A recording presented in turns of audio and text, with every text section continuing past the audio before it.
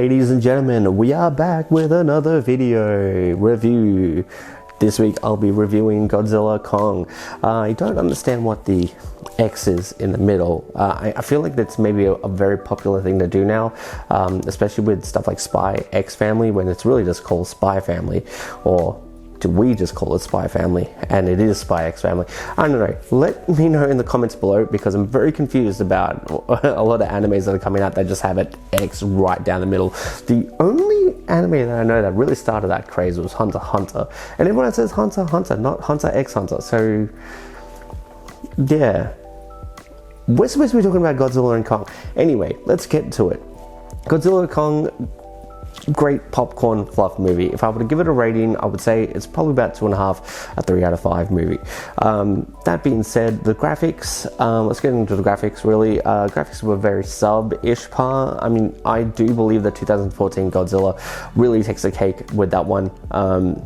But like some of the best graphics in that, and it really rings true that some of the older ways and older technology that they used before doesn't compete with whatever they're doing now. But that being said, they're giant monsters and giant apes and giant moths flying around everywhere, so take that as you will. The story isn't like an Oscar-winning story like Godzilla -1, but it is a story that rings true to all the Godzilla movies previously, with Godzilla and Kong, vs. Kong, and Godzilla King of the Monsters, where it's a lot of prophesizing and prophecies ringing true.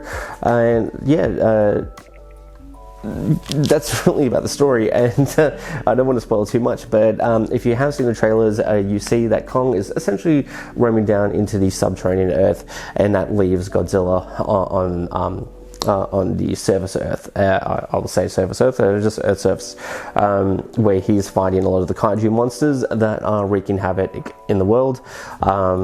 And Kong gets to live sort of peacefully as long as they don't cross each other using the tunnels. Then the Earth is essentially fine.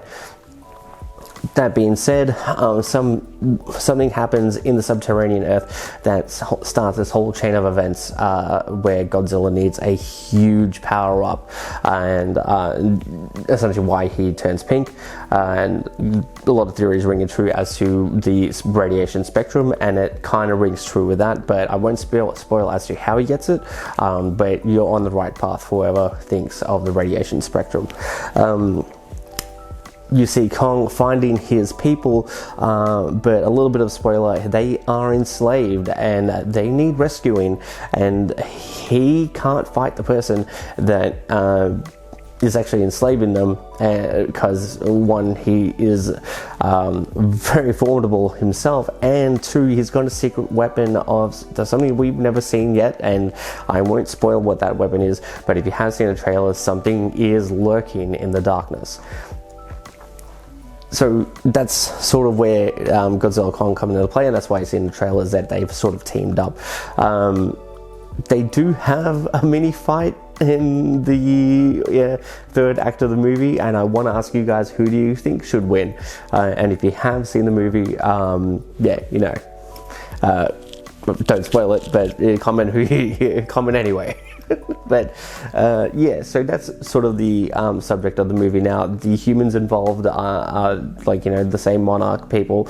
I don't remember seeing them in Godzilla vs. Kong, but I was very much involved in giant kaiju versus giant kaiju, so I didn't really notice much of a story. But if you're up for giant kaiju fighting each other, this is the movie for you. I've been a big fan of the franchise so far, and what turned into a serious movie with Godzilla 2014 has now turned almost into a Fast and Furious franchise, where it just keeps getting more ridiculous, and I'm all here for it.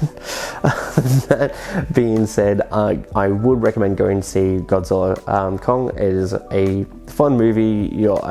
I said I gave it a 2.5, 3 out of 5. It's solid. It does its job, and yeah, you don't expect anything Oscar nomination. It is also, I would say, kid-ish friendly. I wouldn't say maybe a young teen or teen-ish, maybe going from the ages of 10 upwards, depending on what your violence level is like. But yes, there's not much that there's not much in terms of like swearing or anything like that would make you cover your ears for your kids' ears. So yes, go see it. Like always, go see a movie and form your own opinion and tell me what you think about it. I'd love to hear it. See you in the next one.